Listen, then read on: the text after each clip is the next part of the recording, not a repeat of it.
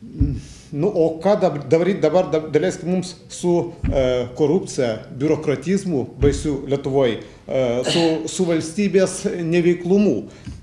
Dabar pagal paskutinės duomenys mūsų nepatikimos institucijos Seimų nepasitikė 90%, vyriausybė 84%, dabar teismai 70%, prokuratūra 69%, bankai 64%, muitinės, savivaldybės 50%. Nepasitikėjimas, kuris čia pateikiamas, yra nemotyvuotas, propagandinis. Nuomonė tokia gali būti, jos nuneigti nereiktų, bet iš tikrųjų tai paradoksą suvokti reiktų kiekvienam piliečiui. Jie patys, tie, kurie kritikuoja arba palaiko tokią kritiką, jų balsais taip pat išrinkta. Ir jeigu valdžia, kurią mes įsirinkom, po išrinkimo iš karto ėmame plakti, tai iš pradžių tai reikia sakyti, kad tai yra panašu į apsispjaudimą. Pamėginkime iš jų pareikalauti to, ką jie žadėjo rinkimų metu. Paprašykim taisyti tai, ką jie žada, o dabar nesiima. Visi to tikrai nedaro, o atskiri vienetai sutramdyti visada galima. Aš tokiu atveju matau galimybę. Jūs nusiteikęs optimistiškai vis tik. Nu, kad kitaip būti negali. Tai būti negali. Tai... Sakykit, jums pavyko įgyvendinti savo lūkesčius nepriklausomai Lietuvoje. Kaip jūs skaitot? Jūs save realizavot? Matote, asmenybė, čia aš ne apie save kalbu apskritai, jie turėtų būti vertinama keliais požiūriais. Na, pavyzdžiui, šeimos, na, pavyzdžiui, darbo, ką jis atlieka, galbūt kūrybinę prasme, gal jis turi turisto polinkių. Tai į jūsų klausimą atsakyti reikėtų pagal tuos būtent kryptis ir polinkius. Tai aš, kai kalbu apie, ką jūs vadinate, savirealizaciją, įžvelgiu tik tai vieną. Man reikia be darbo, kuris buvo visą laiką. Aš linkęs buvau humanitariniais mokslais užsiimti, teko užsiimti techniką. Tai humanitarijoje aš turime kūrybą, literatūrą, knygą. Man buvo sielos atgaiva. Aš ją ir dabar kultivuoju. Tai va čia ir visas atsakymas. Sakyt, prašau, dėl paminklo, kuris turėjo būti iškeltas ant atramos tilto geležinkelio. Jūs ėmėtės iniciatyvos, kad realizuot šį projektą. Kokia dabar padėtis? Matyti, ponia Vadimai,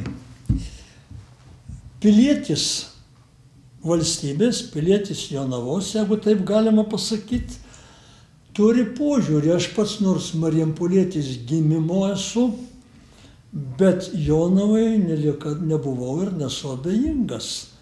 Man visada kėlė rūpestį ir savotišką klausimą, kodėl mes 20 metų, baigusis pasauliniam antrajam karui, laikome kaip paminklą antrojo pasaulinio karo susprogdinto tilto atramą vidury upės ir visiems keleiviam, važinėjančiam tarptautiniu geležinkeliu, rodome, kokie mes esam šiaušaliai. Kadangi man, kaip buvusiam merui, tai rūpėjo, tai aš ir ėmiausi tos iniciatyvos, padarykim, kadangi jo susprogdinti visai neina, jis stovi, padarykim jį tokį, kad jis būtų priimtinas ir šitą kalbėtų apie Lietuvą. Maža to, apie Jonavą. O Jonava kas? Jonavai suteikė gyvybę achema, azotas. Su ja Jonava atkuto, atgijo, įgijo visai kitokį veidą.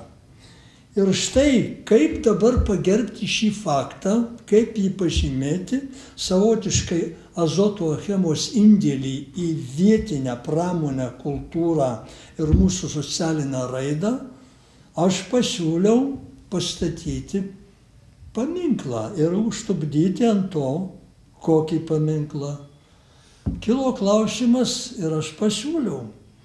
Pagalvojau, kodėl mums nepadaryti žemyną, kadangi azoto trąšos azoto gamykloje derlingumas siejasi su trąšom, žemyna buvo žemės deivė, kuriai rūpėjo kas tai, kas auga ant žemės, tai tokia buvo mažoji filosofija.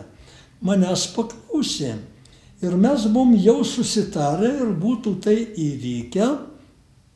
Du jauni skulptoriai padarė projektėlį, mūsų taryba svarstėsi, pažiūrėjusi, pripažino tinkamu, pradėjom rūpinti statybą. Ir staiga jaunesnysis skulptorius nesako, čia reikia atmesti, reikia madingai, ir jisai pasiūlo vietoj statulos, vietoj raiškaus vaizdo, žemynos kaip moters, tik tai kūgį, smailą aukštą kūgį, kuris gali reikšti, ką nori, o jo manimu tai bus ypatingai, visi matys, ateis iš toli, jisai žibės, bet neturi jokio, na sakyčiau, istorinio tūrio, sakyčiau, net ir estetika jo kenčia, jisai tik tai vienas kūgis nieko nereiškęs.